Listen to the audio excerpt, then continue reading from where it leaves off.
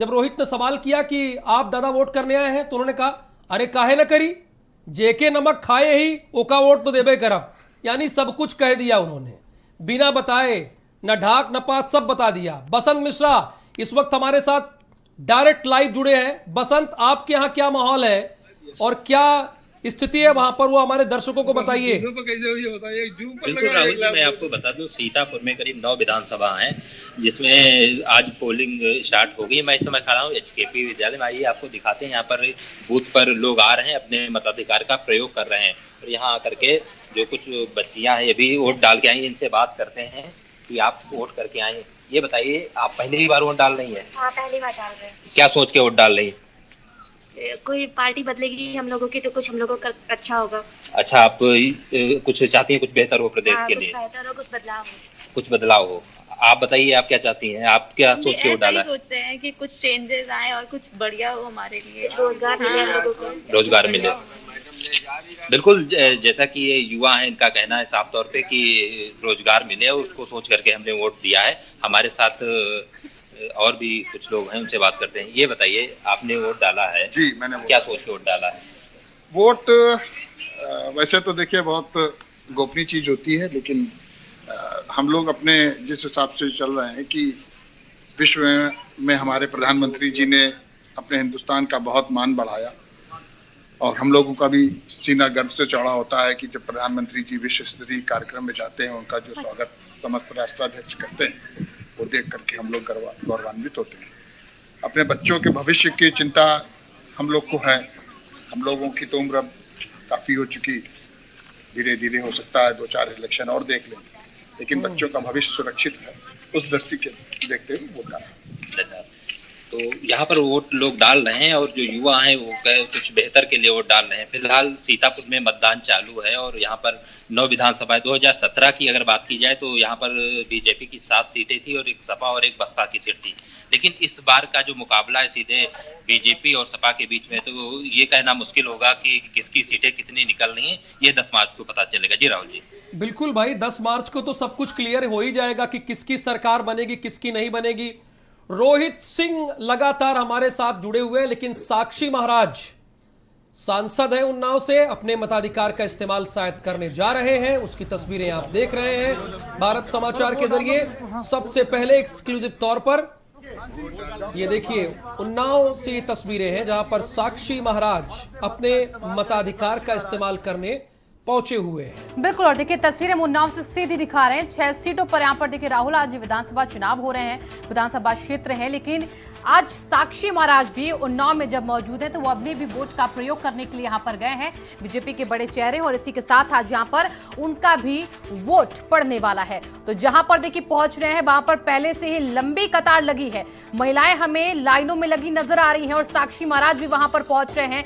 हालांकि मीडिया देखिए लगातार उनसे बातचीत करने की कोशिश कर रहा है। उन्नाव से सांसद है बीजेपी के, और ऐसे में उनकी भी हम कह सकते हैं आज ये परीक्षा हो सकती है राहुल, क्योंकि जिस उन्नाव में वो मौजूद हैं, जहां के वो सांसद हैं, वहां की 6 विधानसभा सीटों पर इनका भी तो दबदबा होना चाहिए।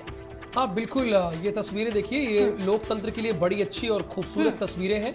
यहाँ पर काफी लंबी लाइन है, इन्हें आगे ले जाया जाएगा चूंकि ये सांसद हैं। हाँ। और जाहिर सी बात है, जितनी देर लाइन में खड़े रहेंगे, इनका खड़ा रहना ही प्रभावित लोगों को कर सकता है, इसलिए इन्हें पहले, लेकिन हालांकि देखिए लाइन में है। बिल्कुल, और देखिए लाइन में लगे हुए हैं। जिस तरीके से जनता अपनी बारी का इंतजार कर रही है, वो भी उसी तरीके से इंतजार कर रहे हैं। यानी कि कोई वीआईपी प्रोटोकॉल उन्होंने नहीं अपनाया, वो भी आम लोगों की तरह ही खड़े होकर अपनी बारी का इंतजार कर रहे हैं। और आपने कहा भी जितनी देर वो खड़े रहेंगे उसका प्रभाव भी पड़ेगा यहाँ पर। आमतौर पर होता है, वो खड़े हैं तो इसलिए ये होता है कि अगर आप सांसद हैं, विधायक हैं, तो पीठासीन अधिकारी की ये कोशिश होती है कि वो पहले वोटिंग कर लें। उसके पीछे मंशा यही होती है कि देखिए हाथ जोड़ रहे हैं जितने लोग हैं। लेकिन ये अच्छी तस्वीर है, ये लोकतंत्र की सबसे खूबसूरत तस्वीरों में से एक है शिवांगी। आप सांसद हैं, आप मंत्री हैं। देखिए मायावती भी क्यू में थी, हालांकि वो शुरुआत में ही वोटिंग कर ली।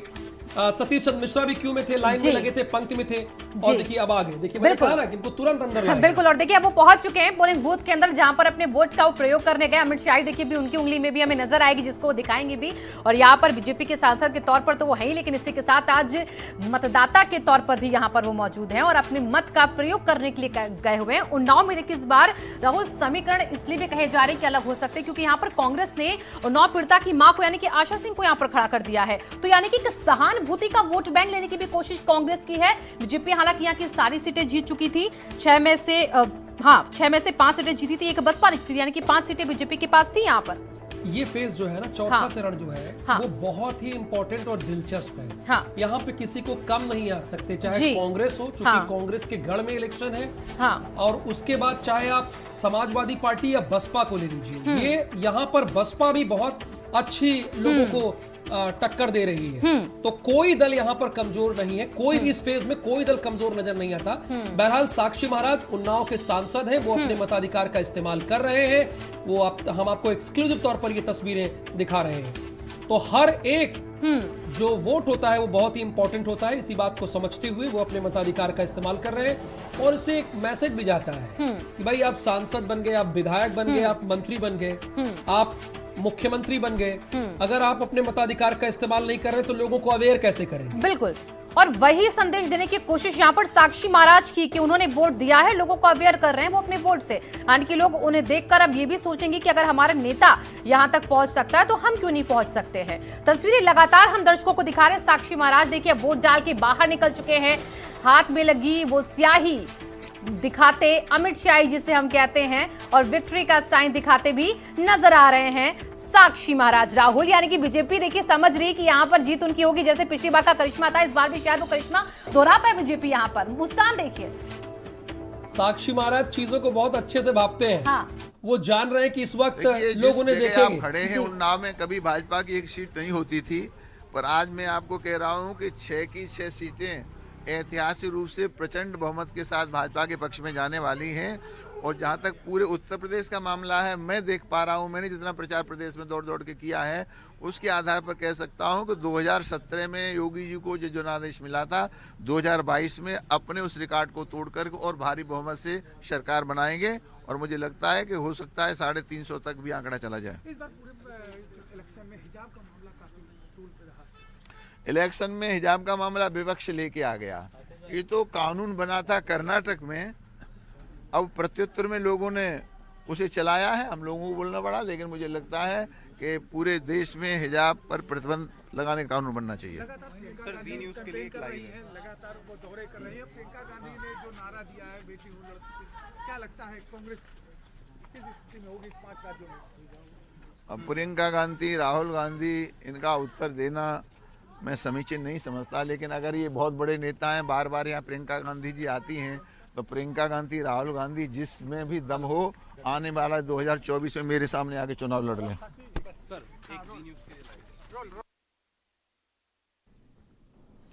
तो देखिए सुना साक्षी महाराज को, वो चुनौती भी देके राहुल 24 की कहा, प्रियंका गांधी कुछ भी कह ले, राहुल गांधी भी कुछ भी कह ले, 24 में मेरे सामने आकर चुनाव लड़ रहे हैं। यानी कि आज विधानसभा का चुनाव है लेकिन 24 की भी तैयारी कर वो बैठे हुए हैं। बिल्कुल, और इन्होंने अपने मताधिकार का इस्तेमाल करने से पहले हमारे संवाददाता अनुराज भारती से एक्सक्लूसिव तौर पर बातचीत की है। उस दौरान क्या कहना था वो भी दर्शकों को सुनाते हैं। बीजेपी सांसद साक्षी महाराज वोट कास्ट करके निकले हैं, बात करते हैं। किस महाराज जी वोट कास्ट करके आए हैं, क्या कहेंगे? भारी बहुमत से पूरे प्रदेश में सरकार बन रही है, 2017 से भी ज़्यादा। और उन्नाव में जहां एक सीट भी नहीं होती थी, इस बार हम 6 की 6 सीटें प्रचंड बहुमत के साथ जीत करके भाजपा के खाते में डालने वाले हैं। आगे के जो 3 चरण हैं उनको किस तरीके से देखते हैं? उधर तो आंधी है, सुनामी बन जाएगी। आंधी तो आज ही दिखाई दे रही है, तो सुनामी दिखाई देगी आपको। तो ये थे बीजेपी के सांसद साक्षी महाराज जो वोट कास्ट करके बाहर आए हैं और जिनका कहना है कि अगले 3 चरणों में भी जो बीजेपी की है वो आंधी देखने को मिलेगी। अनुराज भारती, भारत समाचार, उन्नाव। सत्यमेव जयते। लखनऊ में इस समय मतदान चल रहा है, चौथे चरण का चुनाव चल रहा है और हमने देखा कि इस लखनऊ के इस मध्य विधानसभा क्षेत्र में इस पोलिंग सेंटर में बहुत लोग सुबह से ही आ रहे हैं। कुछ हमारे साथ कुछ लोग हैं जिन्होंने मतदान किया और आप देखिए कि जो नीली स्याही है लोकतंत्र की निशानी है, लोकतंत्र के पर्व में इसकी एक बड़ी अहमियत होती है। आपने मतदान कर लिया, क्या फीलिंग्स है? 5 साल अगर चुनाव होता है और ये मौका मिलता है। देखिए, ये बदलाव के लिए इलेक्शन है। जो हालात हैं उत्तर प्रदेश के, बेरोजगारी, भूखमरी और ये जो अभी कोरोना काल की जो मुसीबतें लोगों ने झेली हैं, ये उससे छुटकारे के लिए हो रहा है और हम बिल्कुल बदलाव के लिए हमने वोट किया है और हमें यकीन है कि इस बार बड़ा परिवर्तन उत्तर प्रदेश में होगा। आप वोट किए सर, आप तो बहुत चुनाव आप देख चुके होंगे, इस चुनाव को आप कैसे रेट कर रहे हैं? ये एक बहुत महत्वपूर्ण चुनाव है क्योंकि इस चुनाव में मुख्य मुद्दा हमारा एक एम्प्लॉयमेंट का है। लोगों को रोजगार मिलना चाहिए, उसके लिए यहाँ पर मैन्युफैक्चरिंग और आईटी सेक्टर आना चाहिए, जो यूपी में बिल्कुल नहीं है। यूपी के अंदर सबसे बड़ा दुर्भाग्य है कि मेडिसिन तक यहाँ बाहर से आती है, आंध्रा से या गुजरात से। यहाँ कुछ बनता ही नहीं है 24 करोड़ की आबादी में, जो कि एक बड़े देश के बराबर है, और यहाँ मैन्युफैक्चरिंग नाम की कोई चीज़ नहीं है। इससे बड़ा दुर्भाग्य और क्या हो सकता है? महिलाओं के मुद्दे इस बार सभी पॉलिटिकल पार्टी ने रखे हैं जनता के सामने, आप तक वो पहुंचे हैं? 5 साल से जो सेफ चल रही हैं औरतें वैसे ही चलनी चाहिए। और यूपी सरकार में मंत्री मोहसिन रजा इस वक्त क्या कुछ कह रहे हैं, उसका रुख करते हैं। हम और जो हमारी विकास और विश्वास वो और बढ़ता है, तो इसलिए हमने विश्वास और विकास और खासकर जो सुशासन आदरणीय योगी जी के नेतृत्व में उत्तर प्रदेश में गांव गरीब संपन्न हो रहा है, महिलाएं सुरक्षित हैं, व्यापारी सुरक्षित है, संपन्न हो रहा है, नौजवान जिनको लाखों की तादाद में नौकरियां मिली हैं, जिनको रोजगार मिल रहा है। आज उत्तर प्रदेश में अपराध मुक्त हुआ है उत्तर प्रदेश। आज यहाँ पर जिस तरह का माहौल आदरणीय योगी जी के नेतृत्व में बना है, उसकी प्रशंसा पूरे देश के कोने कोने में हो रही है, विदेशों में हो रही है। इसलिए उसको और मजबूती देने के लिए आज उत्तर प्रदेश की 24 करोड़ जनता निकलकर पूरी तरीके से विश्वास का वोट कर रही है, भारतीय जनता पार्टी के लिए वोट कर रही है। ये मुझे पूर्ण विश्वास है कि जिस तरह से आदरणीय योगी जी के नेतृत्व में कार्य हुए हैं, चाहे वो कोरोना काल रहा हो, जीवन और जीविका को लेकर, और चाहे अपराध मुक्त करने की बात आई हो, जिस तरह से आदरणीय योगी जी ने दिन रात एक करके उत्तर प्रदेश को आज देश की दूसरी अर्थव्यवस्था में लाकर खड़ा किया है, वहीं हम उम्मीद करते हैं कि आदरणीय मोदी जी के आशीर्वाद से और आदरणीय योगी जी के नेतृत्व में हम उत्तर प्रदेश को एक नंबर की इकोनॉमी में ले जाएंगे, एक नंबर की अर्थव्यवस्था में ले जाएंगे, और उत्तर प्रदेश की 24 करोड़ जनता उस पर मुहर लगा रही है। आज ये चुनाव जो हो रहा है, लोकतंत्र का महापर्व, इसमें उत्तर प्रदेश की 24 करोड़ जनता वो बढ़कर वोट कर रही है भारतीय जनता पार्टी के पक्ष में, क्योंकि आज उत्तर प्रदेश सुरक्षित हाथों में है, आज विकास है, आज सुशासन है, आज अपराध मुक्त है, आतंकवाद की कमर तोड़कर रख दी है आदरणीय मोदी जी ने उत्तर प्रदेश में, आदरणीय योगी जी ने कानून का राज स्थापित हुआ है। यही चाहती है उत्तर प्रदेश की जनता, भयमुक्त समाज चाहती है, विकास चाहती है, वो आदरणीय योगी जी कर रहे हैं। मगर चौथा चरण है सर, 3 चरण बीत चुके हैं, बीजेपी अपने आप को कहाँ खड़ी देखती, जबकि सपा लगातार कह रही कि दोहरा शतक लग चुका है? देखिए, मेरा अपना मानना है, खास करके भारतीय जनता पार्टी ने जो कार्य किए हैं आदरणीय योगी जी के नेतृत्व में, हम चौथे चरण में आते आते हमारे पास लगभग हम ये कह सकते हैं कि हम 200 का आंकड़ा छूने वाले हैं, और अगले ही चरण में उत्तर प्रदेश की जनता का आशीर्वाद प्राप्त हो चुका होगा उत्तर प्रदेश में भारतीय जनता पार्टी की सरकार के लिए, और प्रचंड बहुमत के लिए 5वें और 7वें फेज में हम जाएंगे, जहां पर हमें 300 के पार ले जाएगी उत्तर प्रदेश की जनता, क्योंकि हमने जो काम किए हैं वह अभूतपूर्व कार्य है आदरणीय योगी जी के नेतृत्व में। इसमें कोई संदेह नहीं है, भारतीय जनता पार्टी की सरकार पुनः आप सबके उत्तर प्रदेश के आशीर्वाद से बनने जा रही है, और वो एक भारत श्रेष्ठ भारत में अपना योगदान देने जा रही है। एक भारत और श्रेष्ठ भारत में जनता योगदान देने जा रही, ये मोहसिन रजा का मानना है और उनका कहना था। और अब अपने दर्शकों को रायबरेली लिए चलेंगे। हमारे संवाददाता रोहित मिश्रा यहां पर वोटर से बातचीत किए हैं, यहां पर उनका क्या कहना है वो भी आपको सुना देते हैं। चौथे चरण का मतदान शुरू हो गया है। हम रायबरेली के अमाव ब्लॉक के लालूपुर में मौजूद, यहाँ पे देख सकते हैं किस तरह से लंबी कतारों में लोग सुबह से ही अपने मतों का प्रयोग करने के लिए यहाँ पे आ चुके हैं। लोगों से जानते हैं आखिर किस मुद्दों को लेकर मतदान करने आ रहे हैं। दादा, क्या नाम है आपका? हमारा नाम रामधनी। किन मुद्दों को लेकर मतदान करने आ रहे हैं? अरे हमारे ये है, हमारे हमसे लगाव हमारा है। किससे लगाव है? हमारे अत्ती बिटिया से, जो हमारी खास नेता है, हम उनको चाहते हैं। क्या मुद्दे हैं आप लोगों के? सर, हम लोगों का मुद्दा विकास है सर, विकास हमारे यहाँ हो रहा है, इसीलिए हम लोग इन्हीं को वोट दे रहे हैं। किसको दे रहे हैं? सर, हमारी अदिति सिंह है। हमारे यहाँ मुद्दे सब वही हैं, विकास के हैं, नल के हैं, पानी के हैं, बिजली के हैं, और सभी जो है सब जो भी आदमी आता है इनके पास सबके लिए हमेशा तैयार रहती हैं, और हमेशा इनके परिवार भी हमेशा 12 बजे रात को भी तैयार रहता था, आज भी सबके साथ जुड़ा हुआ है, इसीलिए हम लोग इनके साथ जुड़े हुए हैं। क्या लग रहा भाई साहब, किन मुद्दों पे मतदान करने आए हैं? विकास के शिक्षा के क्षेत्र में। क्या लग रहा है क्या यहाँ पे कमल खिल पाए? हम लोग व्यक्तिगत दिन से जुड़े हैं, पार्टी तो है ही है, व्यक्तिगत लोग हैं हम। तो कमल खिलेगा इस बार? बिल्कुल खिलेगा। देख सकते हैं किस तरह से यहाँ पे लोग आए। लोगों को साफ साफ कहना है कि लोगों को पार्टी से कोई लेना देना नहीं, व्यक्ति विशेष के चेहरे पे लोग मतदान करने आए, विकास के मुद्दे को लेकर मतदान करने आए। इन लोगों को साफ साफ दावा है कि लोग जो है विकास के मुद्दे पे और व्यक्ति विशेष के चेहरे पे यहाँ पे मतदान करने हर बार आते हैं, और इस बार भी लोग विकास के मुद्दे को लेकर मतदान करने आए हैं। रोहित मिश्रा, भारत समाचार, रायबरेली। वही रायबरेली में एसपी ने आज वोटिंग प्रक्रिया का हिस्सा बनकर अपना वोट डाला है, और तस्वीरें देखिए हम आपको दिखा रहे हैं जब यहां पर एक तरफ वो सुरक्षा की भी बड़ी जिम्मेदारी अपने कंधों पर आज उठाए हुए हैं, तो वहीं आज उनका भी दिन है, यानी कि मतदाता के तौर पर आज उन्हें अपनी सरकार चुनने का मौका मिला है, तो इससे भी वो नहीं चुके और सुरक्षा के साथ साथ अपने मताधिकार का प्रयोग करके आज वोटिंग प्रक्रिया में हिस्सेदारी निभाई। और अपनी वोटिंग प्रक्रिया के बाद जब वो बाहर निकले तो वो नीली स्याही जो उनकी उंगली पर लगी वो दिखाते भी वो नजर आए। तो अमूमन हम देखते हैं पुलिसकर्मी सुरक्षा में तैनात होते हैं, और अभी उन्नाव की तस्वीर देख रहे हैं हम, जहां पर उन्नाव में महिलाएं एक तरफ देखिए आपको काफी संख्या में नजर आ रही हैं, तो एक तरफ महिलाओं की कतार है, एक तरफ पुरुषों की कतार है, तो महिलाएं भी बढ़ चढ़कर यहां पर भागीदारी निभा रही हैं आज की इस वोटिंग प्रक्रिया में। घरों से सुबह सवेरे सबसे पहले वोटिंग करने के लिए पहुंचती, उसके बाद उनका कहना होता है कि घर के बाकी कामों के राहुल, लेकिन सबसे पहले उनके लिए जरूरी है उनकी सरकार चुनने का दिन। बिल्कुल, देखिए महिलाओं की ये लाइन बहुत शुभ संकेत है शिवांगी। वो जानती हैं अपने एक एक वोट का अहमियत, वो समझ रही हैं कि उनके एक एक वोट की क्या कीमत है, इसलिए यहाँ पर वो पहुंची हुई है।